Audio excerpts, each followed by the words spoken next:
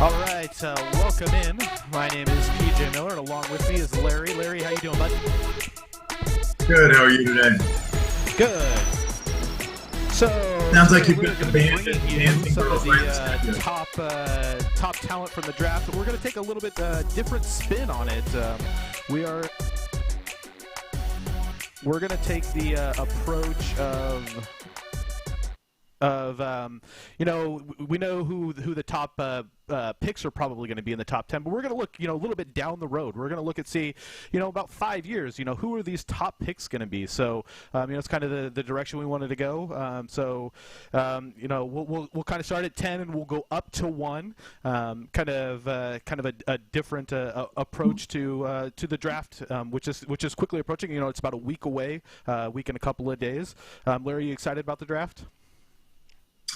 I am. I'm looking forward to it, especially because the Blazers obviously have multiple picks this year, which last year they didn't have any. So I don't think they use all of those. If it was me, I think they use one of those and maybe have 2 total picks. They acquire one later, trade a couple of them, consolidate. I think they end up with 2 picks, one that they have currently now, and they go get another one. If I was guessing. So you think they move up? Is that what your guess would be? I think they consolidate, or they use those for another player, or hopefully it's not to get rid of a player. That would be the last thing I would like to see them do. But I don't see any way they make all 3 of those picks for themselves. Now, because of the way the salary cap is, they might do that at the draft, and they trade those later on after July 1. But come opening night, I do not expect to see 3 picks that they made in the first round of their own all in uniform. So what we're going to do is we're going to be looking basically at the value of some of these players, because there's going to be some guys who are projected to go a little bit lower in the draft. I know I have a couple people who are not projected to go in the top 10 who are in my top 10, and Larry, I'm pretty sure you're the same way. So I think that this is going to be a good look at maybe some value for some draft picks who you might be able to get, maybe some top 10 talent that is going to be available a little bit later on in the draft. Well, and every year, PJ, that happens. You get, a Draymond Green, you get a player like that will fall through, that ends up being an impact player, or in Green's case, an all-star. Kawhi Leonard wasn't a lottery pick, and he's one of the best two-way players in the league right now. So every year you're going to get those. It's just up to your scouting department, due diligence to find that guy. And there's going to be some busts up there too. We know that's going to happen.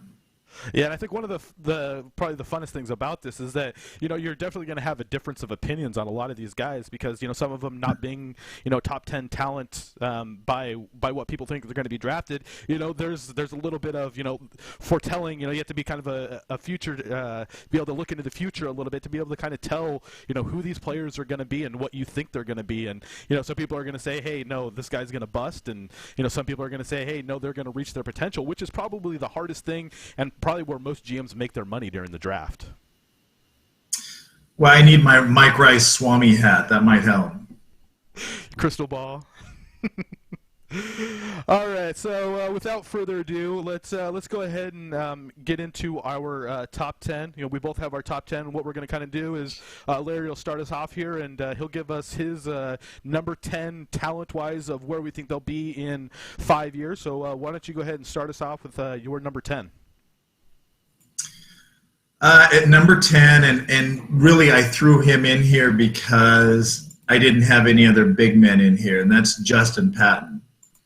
A lot of skill. I like his length, and he needs to toughen up, but if he can do that, I think this is a guy that could make a big impact in the league, and not maybe as an all-star player, but there are so few talented big men in the NBA. I think we've gotten so small and so perimeter oriented that at some point it's going to go back. It'll be someone like a Yusuf Nurkic. I think as he develops, there's not a lot of answer for him around the league because there's no size, there's not a lot of toughness, and if you can get a player like that and develop him, no one has someone that can guard that. There's no answer for that. So that's why I put him in there. Certainly not right now, but 5 years down the road, if he develops, just because there aren't any, and he's going to be just a rare commodity. Yeah, you look at a couple guys like a Hassan Whiteside or Mr. Rattail himself from Golden State. There's definitely a spot for a player like that to be able to come in and make a difference. And sometimes it's not going to be as a starter. It could be coming off the bench, or with Hassan Whiteside, obviously he's an upper level. But there's definitely some room for some guys there's some bigs who go later in a draft that can definitely make a difference. Personally, I don't think that Patton is going to be that way. I don't think that he has the talent to be able to do that. And one of the things that really concerns me is his drive, and is he really going to be able to be one of those guys that can get himself better? Kind of one of the good things about going later in the drafts is the expectations are a lot lower, so he's not going to have the expectations to step in and do those kind of things. But is he really, once he gets millions of dollars for signing a rookie contract, is he going to have the drive to go into the gym every day?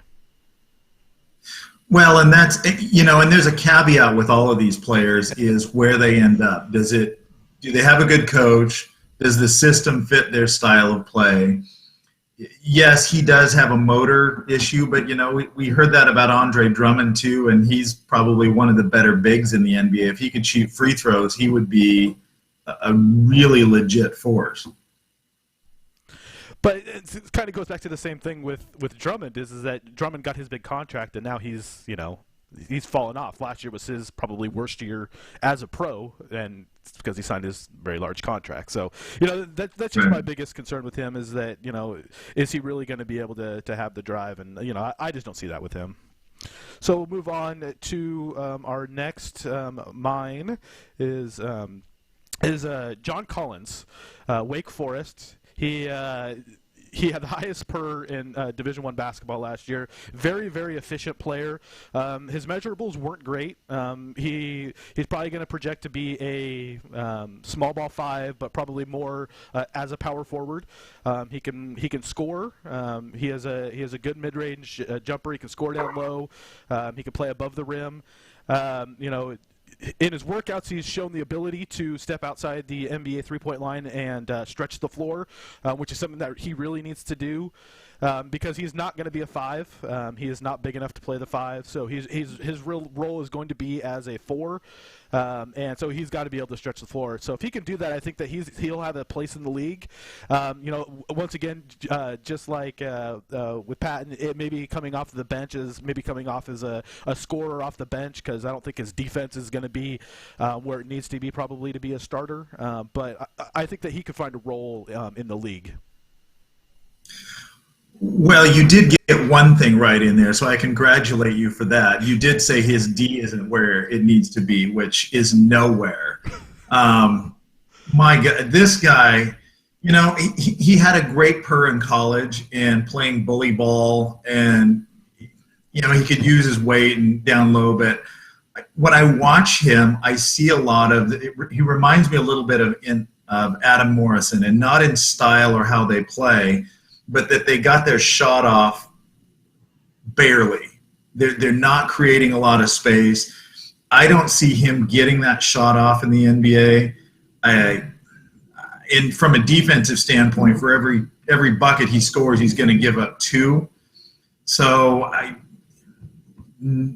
we're gonna start this way far apart. I don't like John Collins at all unless I'm picking him up in the second round. And hopefully he gives you a little bit off the bench scoring where defense, maybe it doesn't matter as much. Yeah. He would have fit in great with Portland last year before Nurkic. Yeah, I just think that his ability to score the basketball, if he's not the number one option on a team and he's not going to be getting double teamed and he's not going to be the focus of a defense, that's going to give him the ability to be able to, have a little bit of leeway to be able to get his shot off. He is very, very good offensively, I believe.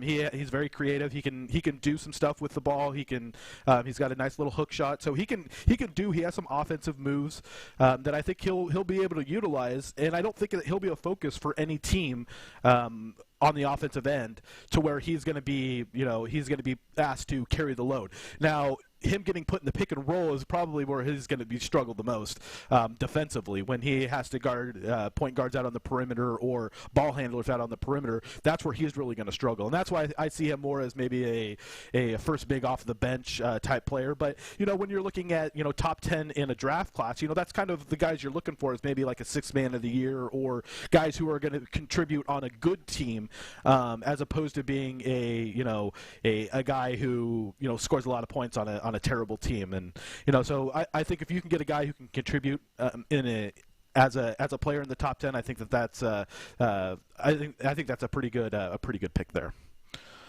Yeah, I do think he'll be the focus. I just think he'll be the focus of the opponent. As soon as he gets on the court, they're going to run at him all day long. Okay, so let's move on.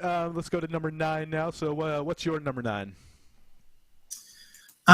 Number 9 is probably someone I think that's may contribute earlier than any of the rest. And I don't think his ceiling is as high, but it's Justin Jackson.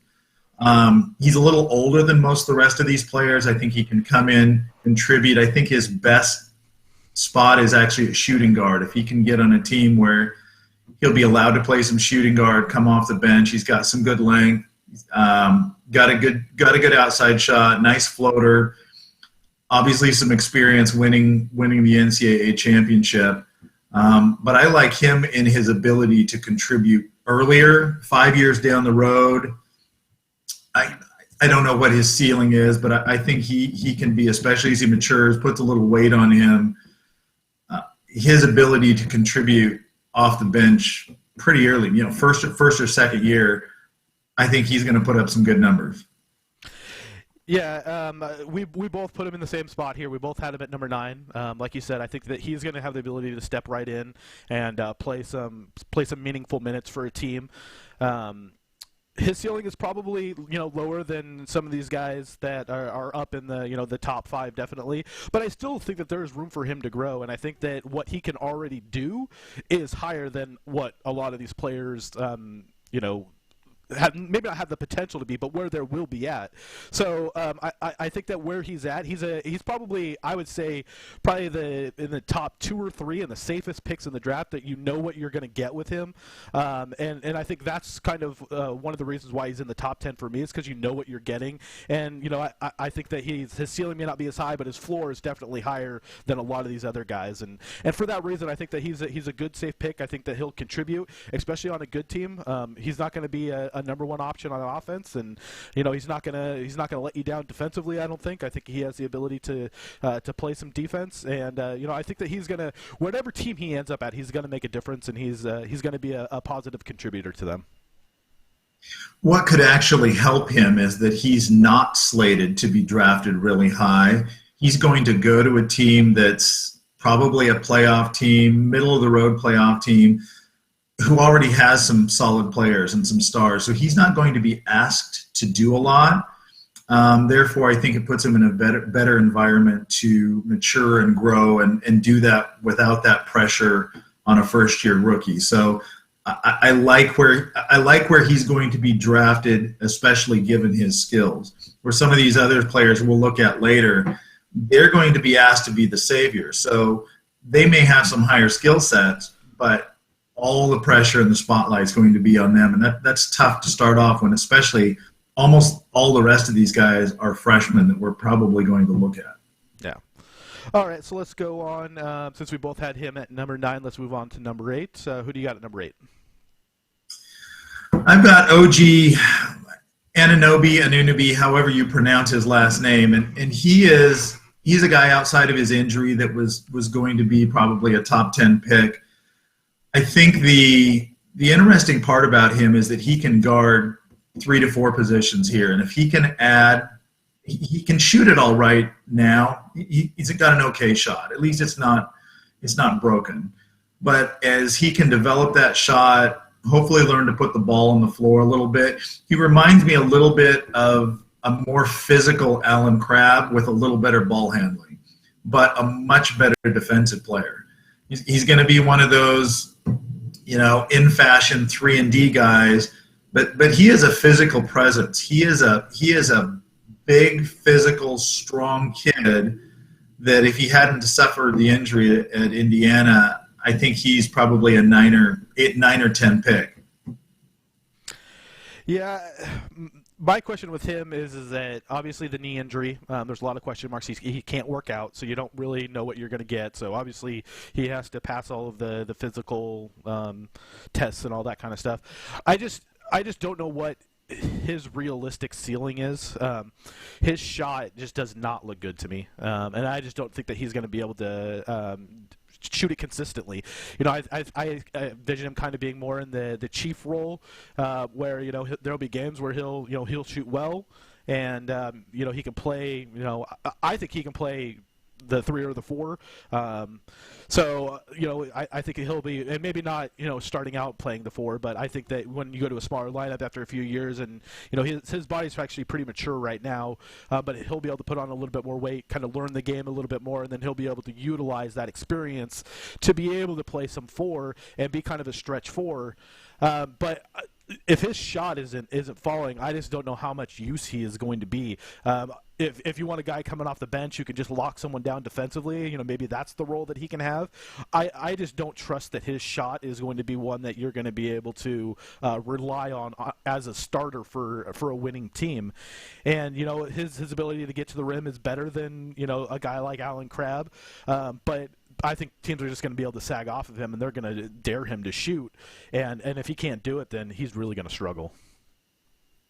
Yeah, he certainly will have to improve, but I think he shoots well enough that just as he matures and gets older, and again, we're talking about really young players for most of this draft, that his physicality, his ability to play guard multiple positions. He's going to be great in transition, and I think he's going to hit enough of an outside shot that that'll come. I think he's just his physicalness is something that there's not a lot of in the NBA, and again, it's someone that I think is going to be a bit of a rare talent. Not a lot of teams are going to have someone like that, and he'll be able to make an impact that way. All right, so I'm going to move on to my number 8, and it's a familiar name that's been tossed around quite a bit, and he's definitely higher in the draft. And for me, that's Lonzo Ball. I think he's going to be great in transition, and I think he has some potential to play some defense. But his shot, it's so low. He doesn't get it off very quickly. I think he's going to struggle as a focus for a team. I think that he will be good enough to be on a team, maybe that it's a sub 500 team. He'll have the ball in his hands a lot, so he'll have the chance to be able to be good. And like I said, I think he'll be really good in transition. I just think outside of the transition game, pick and roll, I think he's going to struggle. He's very good, like I said, in the transition, finding open players, getting players in the right spot when the defense isn't set. I think he'll be able to get his shot off. But I think in a half-court set where the defense is set, rotations are a lot better in the pro game than they are in college. So I think he's going to struggle with those kind of things. And for that reason, I don't think he's even a top 5 pick. Yeah, I agree with you here for the most part. I've got him a little higher up, but not much higher, and for some of the same reasons. He's a transition player in the NBA. There's going to be nights when you get that against bad teams, but good teams are going to slow that down. In the half court, he is not nearly as accomplished. His shot being odd, it is odd, but he shoots it a lot to me like Kevin Martin. There's kind of that across your body, the release. He seems to knock it down. So if it's a repeatable stroke for him, it's not how you would teach your kid how to shoot. But if he can knock that down, I'm not so worried about it that it looks odd. His release point, yes, I think that's a problem in the NBA. But here's my biggest thing. He came in at the combine. He only weighed 162 pounds. He is going to get out physical. Every bump is, it's a more physical game in the NBA. And he's not very quick. So normally someone that small, like a Fox or a Monk or some of these smaller guards, Dennis Smith, some of these guys, they're extremely quick, and that's something that they can exploit. That is not ball. And where he's 162 pounds, I think he gets knocked off of his spot. I don't know how. I've got him a little higher, but the more I thought about that weight, the more that I think that could really hold him back in the NBA outside of a transition game. Transition game, I think he's probably fine. Do you think the family issues have any impact on his career? Expectations are higher. They will if he's not overly successful and the team's not doing well. I think it becomes more of a distraction. If he's doing well and the team's doing well, I think it's just his dad being a mouthpiece and getting a lot of media interviews. It really won't be that big a deal. Yeah. So I don't think teams are that concerned about it. They may talk to him a little bit about it, how involved will you be. But his dad's going to do his thing, as we've already seen. I don't put a lot of stock in that. I don't think he's going to do very well. And since he wants to go to the Lakers, I don't think he's going to do well. I hope they pick him. Yeah. All right, let's head on now. Let's head to number 7 here. Who you got at number 7? Number 7, I got Jonathan Isaac. He's probably one of the more raw players in this draft. I think there's a lot of potential here. With him, you're taking a big shot in the dark. How well does that develop? But he's got some skills. He's got some length. Not real strong. Again, a lot of these guys are transition players, and how well they do in an open court is great. But when you get to the NBA, not as much of an open court game. Talent's a lot better, and you're playing against bigger, stronger players. And that has slowed him down a little bit. But if we're looking 5 years down the road, this is a guy that can probably play a couple of positions, fill up a stat sheet, do 3 or 4 things pretty well. Probably one of the higher ceilings, I think, if he could develop all of his skills. Yeah, I have him a little bit higher, so I'll talk about him when he comes up on mine. So number 7 for me is Malik Monk, the shooting guard from Kentucky. Probably the best shooter in the draft, so I think that alone will translate well to the NBA. He averaged almost 20 points a game. He's not as diverse. I don't think he's really going to be able to play the point all that much. Although he wasn't really required to at Kentucky play the point at all. So with Darren Fox there, he took all the point guard duties. So Monk didn't really have to do that. So he didn't get a chance to kind of show if he could do any of those kind of things. But his shooting ability will translate well. You look at a team like Philadelphia, if he ends up there, or a team just really needs any kind of spacing, and I think he'll do well in that kind of position. I don't know how well he'll be if he's required to be the number 1 option on offense and he's asked to create for everybody else. I think that he'll struggle. So I think for him, a lot of it's going to be kind of where he ends up and kind of who his teammates are. Because if you ask the right things of him, I think that he can thrive. But I think if he's pressured to do all of it, I think that he could struggle. And he was someone I left off of my top 10, and not because I don't think he's got some talent. I have never been a big fan of smaller shooting guards, and he's a 6'2" shooting guard. Unless he can create a lot better than what he's been asked to do so far, I don't like small shooting guards, and he is a small one. I think on defense he's going to get exposed.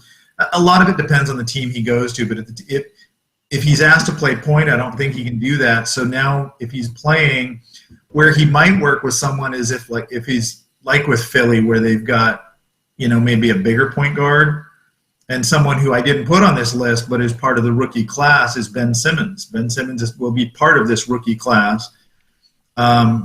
So if you can pair him with some taller guys that can cover him up a little bit, maybe that works. But if he's on a team with another 6'1", 6'2" point guard, historically that has not gone well. Yeah, just look at And even if the player has some terrible. success, yeah, and even if the player has some success, usually the team doesn't have a lot of success because just of what you're giving up on the defensive end. The Blazers see that a little bit. I mean, until Nurkic got here, they were around number 6, 7 in the lottery. That's about where they were. And not that CJ and Dame weren't putting up offensive numbers, but defensively they were atrocious. So I can see that with him, and I don't think he's anywhere near as good as CJ on the offensive end. Yeah. All right, let's move on to number 6. Who do you got at number 6? Well, this is where I have Ball. We talked about him a little bit. I just, with as light as he is, well, and look at what De'Aaron Fox did to him in the NCAA tournament. I mean, he lit him up. And Fox is the kind of guy with his quickness that Ball's going to see on a nightly basis. Point guard's the most talented position in the NBA. I don't see him being able to guard any of them. And I think they're going to be able to do – I mean, Damian, he runs into – Damian is a strong – can be a physical point. Now, he doesn't play good defense, but at 162 pounds, it's not hard to bump someone off when they're coming off a screen or when they're driving the basket. It doesn't take much to move them. So I've got him here, but the more I think about him, the more I want to move him down. Yeah. When you look at, trying to fight through screens or going up against a guy like Westbrook, who's just a physical specimen, he's really going to struggle with those type of guys. And like you said, you have to deal with Chris Paul, Curry, Westbrook, Harden, Damian Lillard. These are all guys that he's going to have to deal with every night. And I don't think his offense is going to be able to make up for his defensive deficiencies. You got a guy like Damian, he struggles defensively, but he brings so much offensively that, you kind of have a little bit of a trade-off. And I just don't, with Ball, I just don't think that the trade-off is there. No, I don't either. And that's, we'll see with some of this again. A lot with almost all these players, it depends on what team they get on and the situation they put in, and is it a place where they can mature and excel. Yeah. All right, so we'll move on to my number 6, and that is Dennis Smith. Dennis Smith, he's from NC State. I think that he's a point guard. I think that, we got our couple of point guards. I think both of us have a couple point guards up near the top, and I think that he's going to be third. I think, obviously, I like him above Alonzo Ball. And, I think that, he's not the tallest guy, but I think that he has some potential to be, kind of that, that next tier down a point guard, maybe like a the point guard from Lowry from Toronto, kind of that level of point guard where he's not going to be a top level point guard. You're never going to have him on a all NBA team, but I think that he could be one of those guys who is looked at as a desirable. He'll be a plus point guard, and I think that he is pretty small. He's under 200 pounds, but he can pass the ball. He does have the ability to shoot, and I think that he can be pretty creative. So I think that he has the ability to be kind of that step down point guard in this draft class. Not the upper echelon ones, but I think that very next group down. Yeah, I don't have him on my list just from the size. Smaller, very light point guards. He can pass it, 6 assists a game. But again, really small, doesn't weigh very much. Not anything, in terms of his physical, nothing jumped off the screen at me in terms of his physicality. So that's why I left him. I'm just not a big fan. I mean, every once in a while you'll get one like an Isaiah Thomas who is really small. Smith's a little bigger than that. Yeah. But that's why I left him off. And I mean, he can shoot it okay. He'll be, I don't know. I just not enough to put him in my top 10. Yeah. All right, so let's move on then. So let's go to number 5 for you. Who do you got at number 5? I've got Donovan Mitchell, and this is a guy that is a smaller, he reminds me a little bit of last year when Minnesota was drafted Chris Dunn, where it seems like they draft 1 or 2 point guards every year, and Dunn has not done nearly as well as a lot of people thought he would. Mitchell reminds me a bit of him in that, he's a more physical guy. He can really play defense. He's got tremendous wingspan for his height. He's 6'3" with a 6'10" wingspan. That covers up a lot of sins on defense when you might be a half step out of rotation or slow or something, but you've got that extra 3, 4, 5 inches of wingspan or standing reach that can deflect a ball, can poke a ball away, and plus he's got a little bit of that bulldog defensive attitude to him. So I really like him, and in fact, if we didn't have 2 small point guards here, I wouldn't mind him in Portland. But we're already stocked with plenty of those, so I wish him well wherever he goes. Yeah, I think his ceiling is probably like a Patrick Beverley, but he's got to really develop his outside shooting. If he can't shoot it, then I think that he'll really struggle defensively. Like you said, I think that he'd be able to do it, but I think his issues are going to be more on the offensive end. He only averaged just over 15 points a game, and he is a sophomore, so he is a year older than some of these other guys. So he did have that year to mature, and he is coming from Louisville, which everyone knows they don't put out very good pros. So I mean, that right there in and of itself. No, they haven't had a great one for a while, but he needs to. He'll need to develop his shot, but he shot it as well as Dennis Smith did, last year. So, coming in, who knows? Do they adjust to the NBA line? Their stroke and all of that. I like guys that are a little more physical, and I love guys with longer wingspan that can get in the passing lanes, have a higher reach. You're just automatically that much taller. All right, so I'm going to move on to number 12 here. Number 12 for me is Jonathan Isaac. We kind of talked about him a little bit earlier. I just think that his length and his versatility, he is going to be very good in the transition game. I think that he has the desire and the skill to be able to continue to grow offensively, which he will definitely need to do. I just think that his potential just makes him a top 5 product.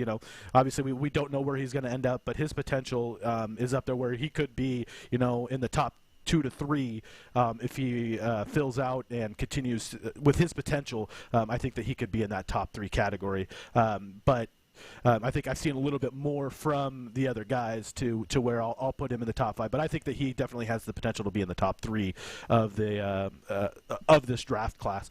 His size and versatility, being able to go out on the perimeter to defend, and he's got the size to be able to bang down low. So I think that he's going to be a good player.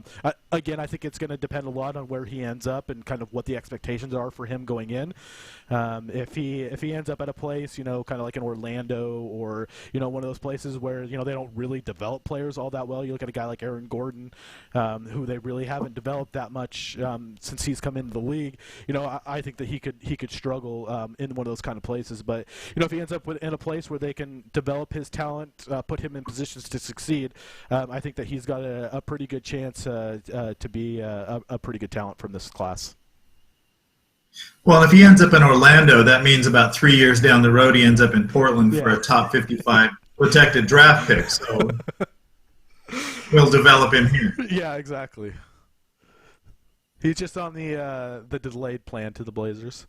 So, okay, why don't we head up to number 4 here. Who do you got at number 4? Number 4 is a guy I really like, Josh Jackson. I think he's got a world of talent. Although now most drafts have him going before Tatum, I've got him going a little later, just for a couple of reasons. One, he was a very old freshman. He's over 20 years old. So physically, he should, and experience-wise, he should be a little more advanced than some of the rest of these players. He's got an extra year on most of them. So I've got him next and switched with Tatum. Most people have him going before Tatum. I've got him here. I've got Tatum higher. I've got him at him next here on my list. And I like a lot of his game. He can play defense. He's another one of these guys that does play defense like OG does. but certainly a more skilled offensive player, comes from a big-time program, has had some good coaching. I think he's a guy that could contribute pretty early on. We're not going to have to wait 5 years for him. I think he makes even a little noise next year, depending on where he's at, and by year 2 or 3, he's a pretty solid contributor. Yeah, I think a pretty interesting possibility for him would be ending up in maybe like a Philadelphia, where he could play the 3 if they're really gonna try this experiment with Simmons playing the 1, and he could be a defender for them, and he doesn't really have to create. He's not asked to do a lot offensively because of Embiid and Simmons. He can be a slasher. They can run the transition, and he'll be good in transition. He has 2 real skills that will help him on the court. Day one is defensively, he's going to be able to play, and his transition game is going to help him get on the court and put some points up on the board. So if he gets with a young team with a point guard who's creative and can put him in some spots where he can excel and get him on the move and things like that, I think that he'll do very well. We both had him here at 4.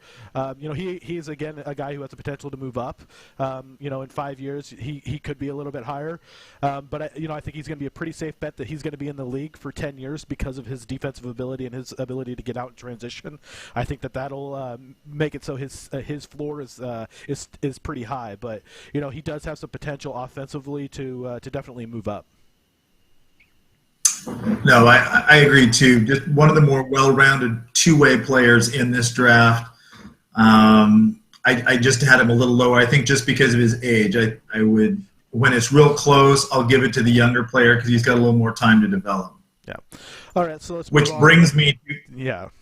Which brings me to my number 3, which is Jason Tatum.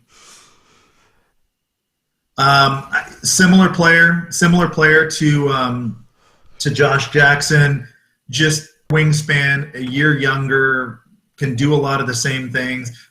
Not as good on the defensive side of the ball, I think, but offensively, I like him a little more. I only saw him play a few times this year, and the same with Jackson.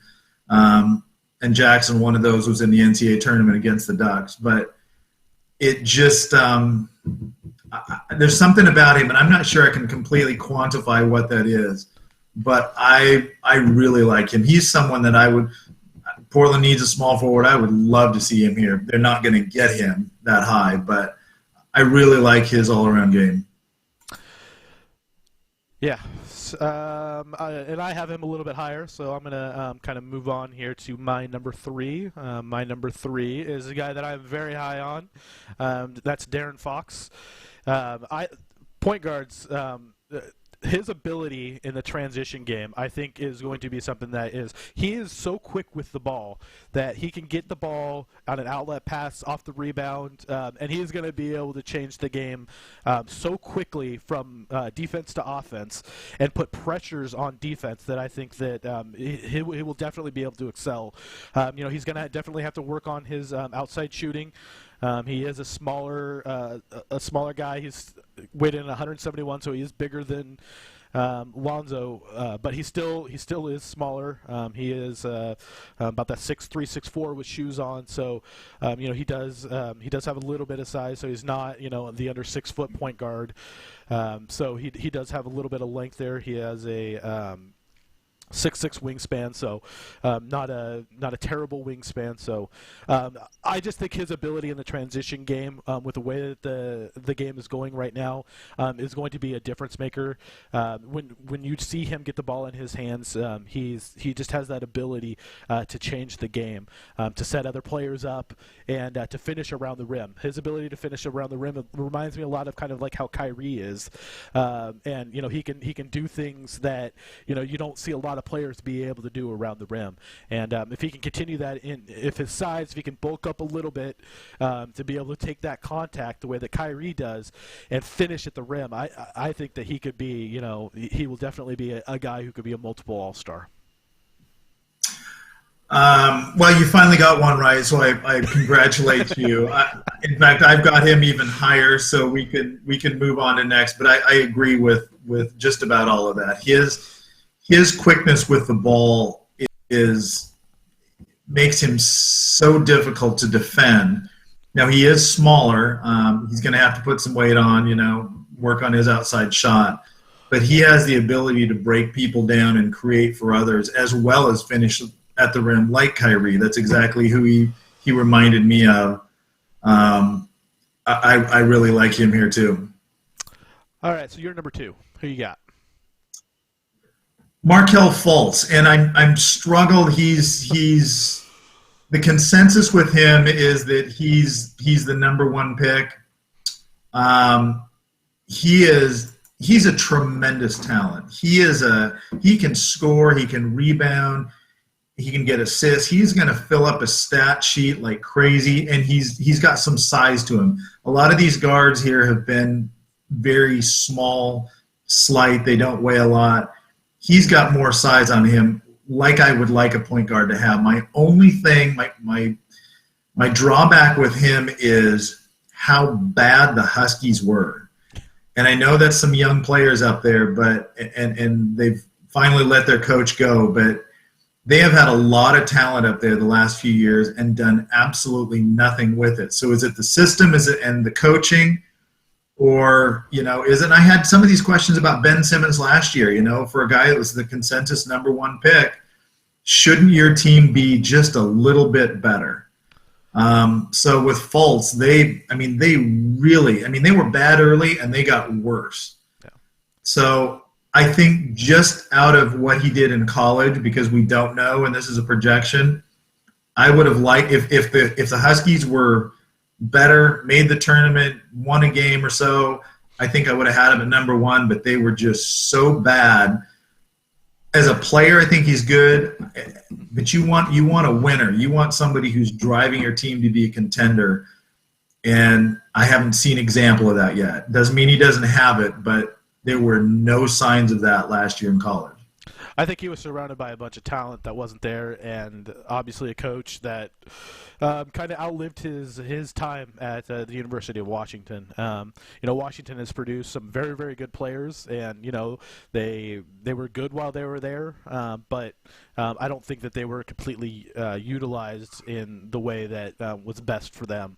And I think that kind of shows when you look at the talent who has actually thrived in the NBA. You look at Brandon Roy and Isaiah Thomas and guys who have really, at an elite level, and yet they weren't winning national championships up at the University of Washington. They had a couple of runs in there.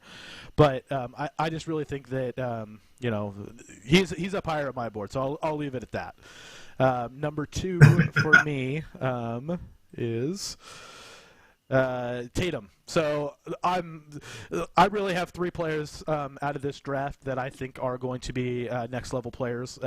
Jason Tatum is one of those players for me. I think Josh Jackson has the ability to join that group if he can develop offensively. I think that as good as Jackson will be defensively, Tatum will be offensively. I think that his biggest thing is going to be he kind of reminds me a little bit of Carmelo Anthony. He has all the talent in the world offensively. Is he going to have the desire to do well defensively? I think that he has all the skills to be very, very good defensively. It's just that will he put in the effort to be there? And I think that his overall skill, his offensive game is very polished to me. I think that his ability to shoot the outside shot, although streaky at times, I think that is kind of what will help lead him to kind of that next level. He's coming in with the ability to knock down NBA three-pointers. And, there's not a lot of guys who have the ability to slash and shoot from the outside the way that he does. And I think that his ability to do both of those things are going to make him an offensive force. I think that he would do really well if he could get to a team like Boston, where he would be able to kind of hide defensively with some of their players. They have a very good setup going with their schemes. I think that he would do very, very well there. He could kind of work with Isaiah Thomas to be kind of that offensive focus. If he ends up at a team go ahead. So you would have him be Gordon Hayward's backup then in Boston. Well, yeah, depending on what happens with Boston, but he's the same type of player as Gordon Hayward. I think both of those players would thrive in Boston's system. If he ends up at a place like like Philly, where he is, Simmons is the creator and he gets to shoot from the outside. I think that he could do fairly well there.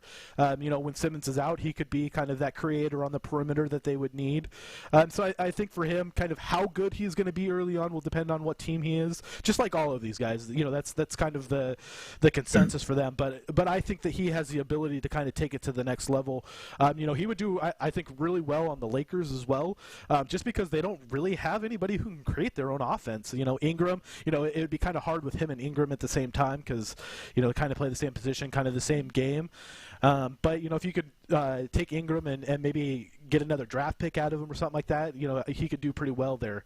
This is the guy that, when you look at the Blazers, that I wish that they could move up and get, if they could do something where they can get up into that, there's been talk about Minnesota and New York, and then if you can take that and parlay that and to get into, maybe the top 4 or 5, if he falls to 5, I would make a hard push with Sacramento to try to get up there and get Tatum if Sacramento's willing to let him go. So, that would be for the Blazers. That's where, I would see the ultimate of being able to consolidate all of their assets to be able to get him. I think would be the number one options that I would have for the Blazers. Well, and like I said before, I really like him. I would love to see him here on the Blazers. The only reason I had Fultz above him is just because Fultz will have the ball in his hand more, and I think can affect the game a little more than Tatum. But as far as a small forward, I do really like him. You need to stop comparing. You compared him to Carmelo and Dennis Smith to Kyle Lowry, which means Dennis Smith will never have any success in the playoffs whatsoever. Yeah. I'm sure he appreciates that. Yeah. And Jason Tatum is being, subject to a lifetime of being on a losing team. So both of those players, I'm sure, appreciate your analysis. Yes.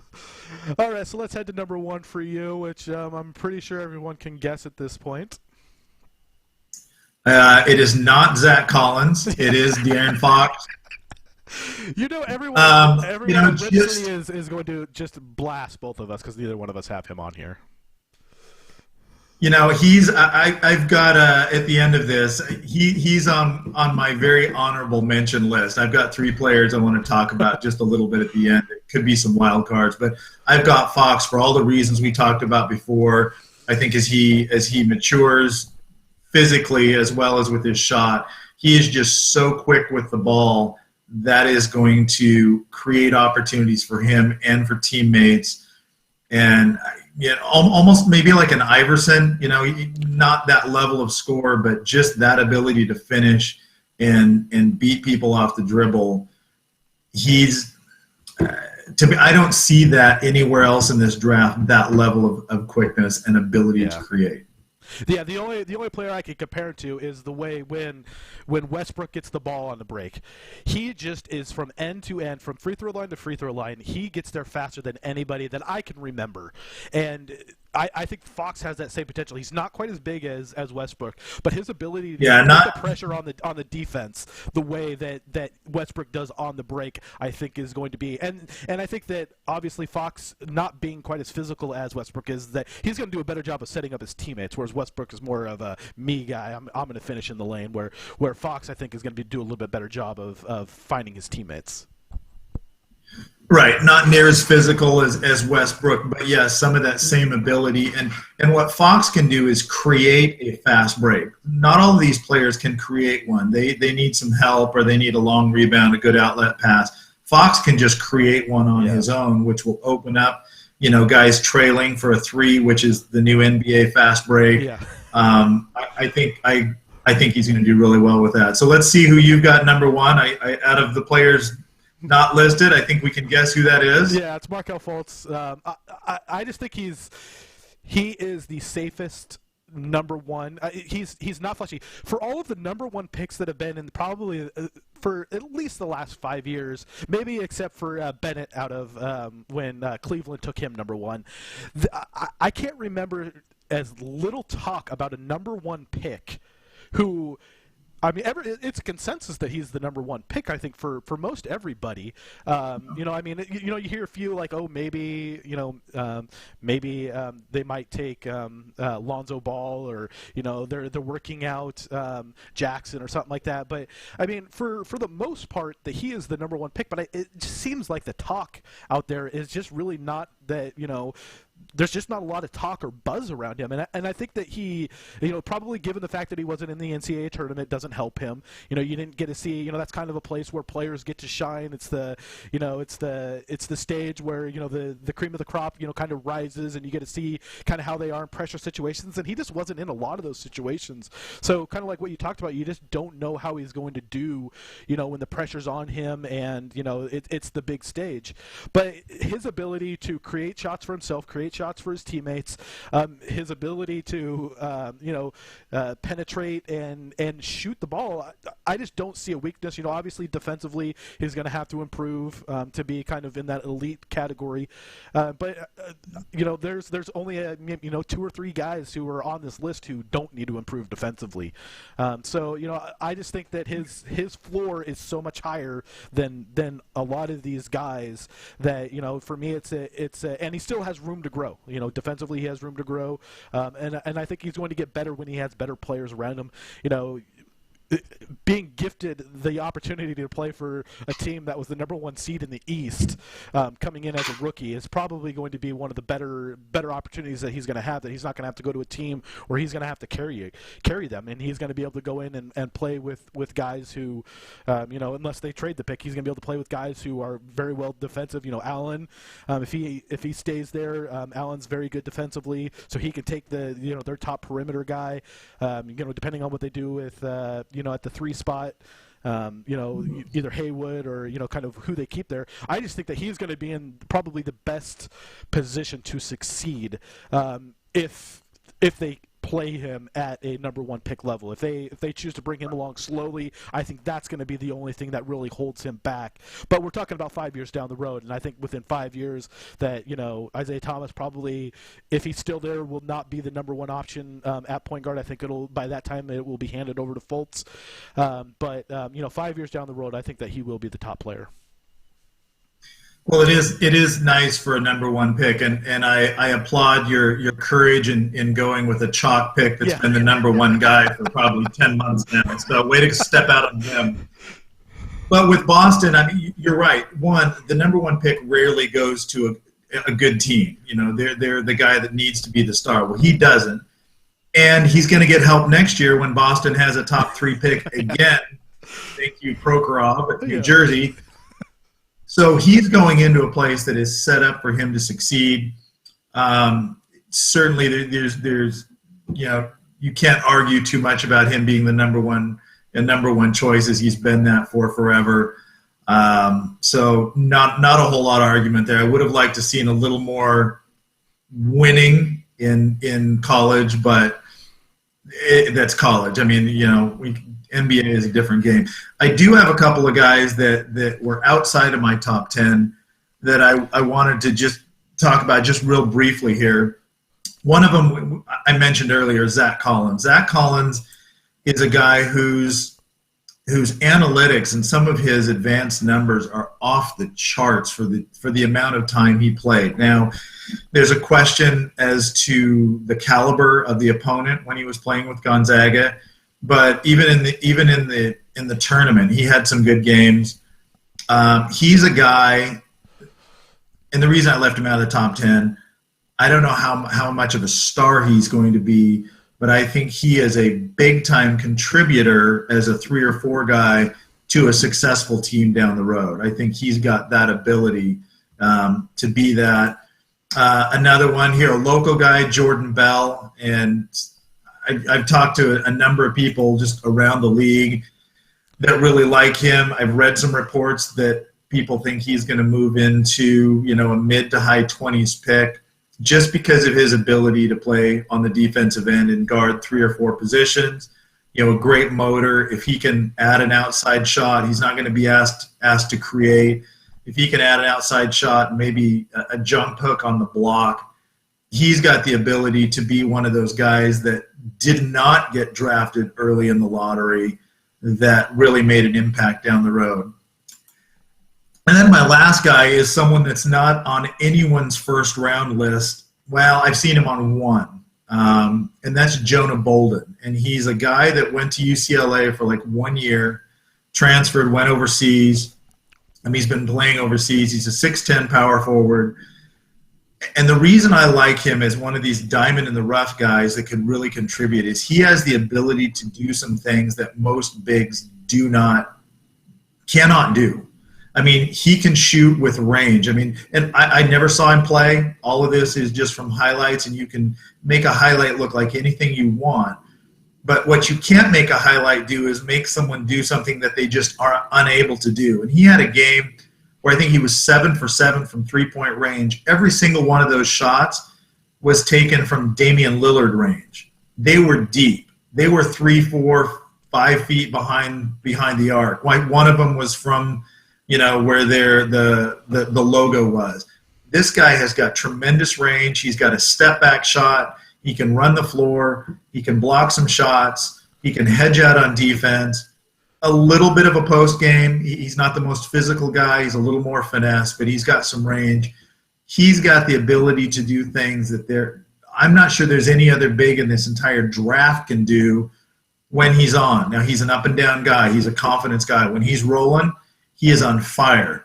When it's not going well, he can definitely go through some slumps. But that's a guy. If he gets in a good situation, that's a guy that we could look at and go, man, how come no one had him higher? Don't the Blazers already have him on their team? Isn't that Myers Leonard? Isn't that? No, they do not. Myers Leonard couldn't do a dribble step back at the point of a gun. Bolden, probably the biggest knock on Bolden is desire. From everything that I've read, obviously I don't get to see him a lot, but is desire. Does he want to be great? Is he going to put in the effort to be, kind of that next level player? He definitely, everything that I've seen and heard about him is he definitely has the tools to be there. It's just that is he going to put in the effort to get there? So Bolden, right. When I look at Draft Express right now, he's at number 43. So he's definitely one of those guys that earlier, I think he was a little bit higher. I think he was maybe late first round even. And it seems like, Draft Express does a pretty good job of kind of gauging not necessarily how good a player is going to be, but kind of the feeling that they're getting from GMs and people around the league on where they're going to be drafted. So kind of tells me that maybe his draft stock is falling just a little bit. But this is a very deep draft. There are going to be some guys that will make a contribution somewhere, either as just a role player, someone like Tyler Landon who can shoot it off the bench. I don't like him, but he can shoot. A DJ Wilson, great wingspan, a guy. There's a number of guys on here that could. Jonathan Motley's one. I'm not a big fan of Baylor players, but Caleb Swanigan can't play defense, but he's an old school low post banger guy.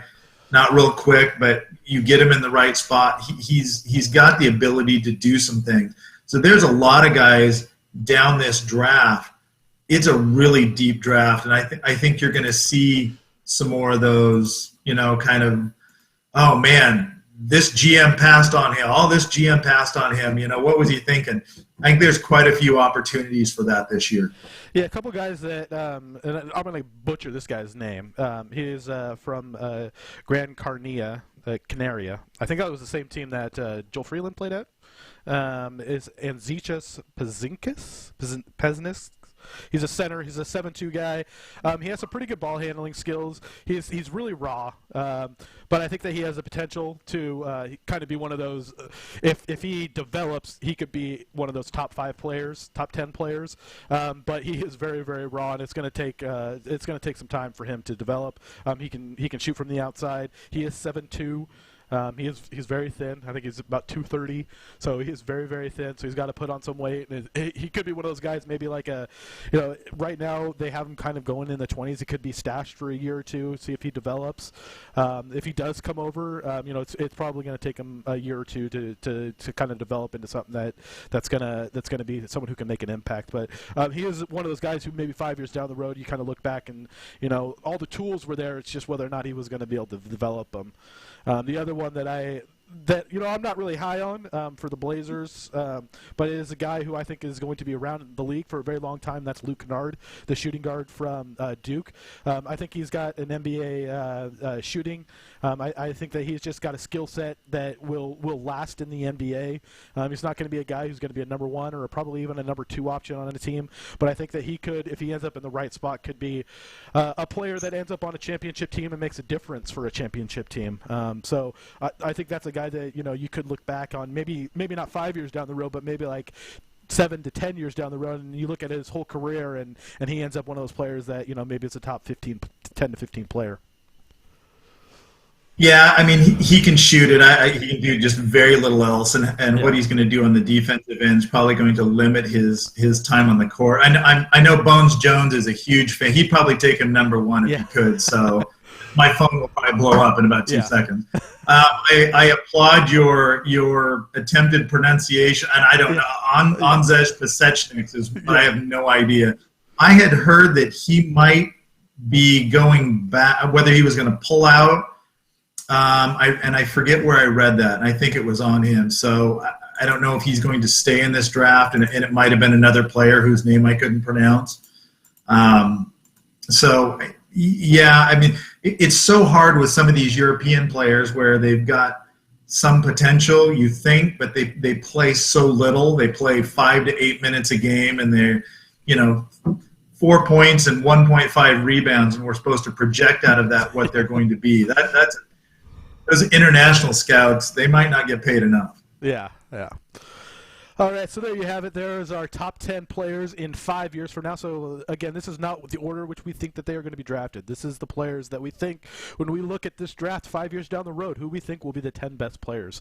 So, I think that, there's a lot of value in this draft when, we've kind of talked about it throughout, is that I think that there's going to be guys in the second round who are going to be around for 5, 6, 7 years. There's going to be guys in the late 20s who are probably going to be, number two options on a team. And, I just think that there's going to be a lot of guys who are going to be around for a long time. There may not be, maybe more than 1 or 2, maybe 3 players that are number one options, or multiple all-stars and those kind of things. But I think that this is a very deep draft that will have a lot of impact players. Yeah, I think so too. For especially here locally for Blazer fans, I think it's going to be an active night. I don't, like I said, I don't think they keep all those picks. I think there's some moves, either consolidation, move up, acquire a player, and I think they probably acquire one in the second round. Orlando's got a couple, Boston's got some. I think Philly's got 4. Yeah. They're not using all of those, so that's an opportunity for Portland to grab someone if they see someone down there. So by training camp, I think you get 2 players out of this draft for Portland, one that they either go get or they keep a pick, and one they acquire later on, and 2 of those picks will go somewhere else. So we'll have a lot to talk about on draft night, I think. Yeah. What do you think the possibility of them keeping all 3 picks? Is it like 5%? On the high side? I don't think they keep all 3 of those. And if they do, it's only because they're picking for someone else later on after July 1st. Okay. But they may make them, and no trade will be announced. Now, usually they do a good job of letting us know that it's they're just holding that player. Well, I do not see Woj is before. Yeah. But yeah, I don't think I absolutely do not think that 15, 20, and 26 are on Blazer uniforms come end of October. Awesome. All right. Well, thank you for coming on. I'm sure we'll be doing some more. We're going to try to do some draft day coverage I think Bones Jones and I are going to break down the draft a little bit more. We're going to do picks 20 and 26, and then we're going to do some maybe some guys we would look at if the Blazers do move up, who we would like to see them move up after. So, we'll definitely have some more coverage at Rip City Beat on the draft and more specifically what the Blazers may or may not be doing. Lots of rumors out there. So, about a week, a little bit over maybe a week and a half until the draft. So it should be interesting. All right, PJ, great to see you. All right. Have a great night, everybody.